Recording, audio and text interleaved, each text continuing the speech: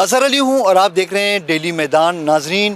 موجود ہیں پشاور کے علاقے ورسک روڈ کے قریب، جہاں پہ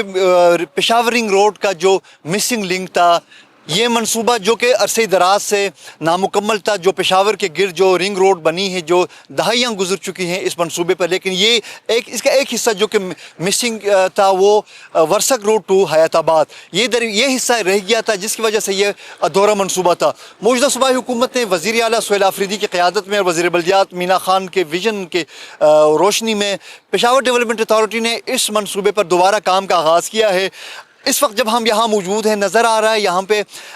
تعمیراتی کام کے لیے مٹیریل، یہاں پہ جو بجری ہے، کنکریٹ ہے، وہ سارا یہاں پہ سامان نظر آ رہا ہے۔ آگے ہیوی مشینری بھی یہاں پہ موجود ہے، سائٹ پہ کام یہاں پہ ہو رہا ہے، دن رات کام ہو رہا ہے۔ چونکہ آج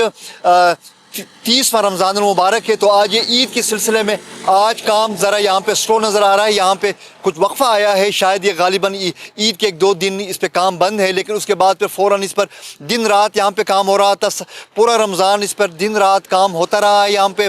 اور امید کی جاتی ہے کہ بہت جلد یہ جو مسنگ لنک ہے یہ بھی کمپلیٹ ہوگا، اور اس منصوبے پر اربوں روپے لاگت آ رہے ہیں، جو کہ پشاور جو بیوٹیفیکیشن جو پروجیکٹ ہے،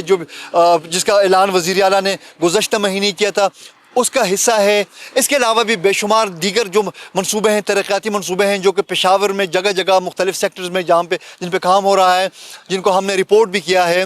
اور اس کے علاوہ بھی وزیر اعلیٰ سہیل آفریدی کی حکومت نے جو موجودہ رنگ روڈ ہے، اس کے علاوہ بھی ایک اور آؤٹر رنگ روڈ منصوبے کا بھی اعلان کیا ہے۔ وہ جو آؤٹر رنگ روڈ منصوبہ ہوگا اس سے بھی آگے ہوگا، اور وہ پشاور اور جو مضافاتی علاقے ہیں ان کو مزید بہتر انداز میں ایک دوسرے کے ساتھ کنیکٹ کرے گا۔ تو یہ ہے وہ جو منصوبے، یہ وہ ترقیاتی کام ہے جس کے نتیجے میں ہم بجا طور پر یہ کہہ سکتے ہیں کہ بدل رہا ہے آج پشاور۔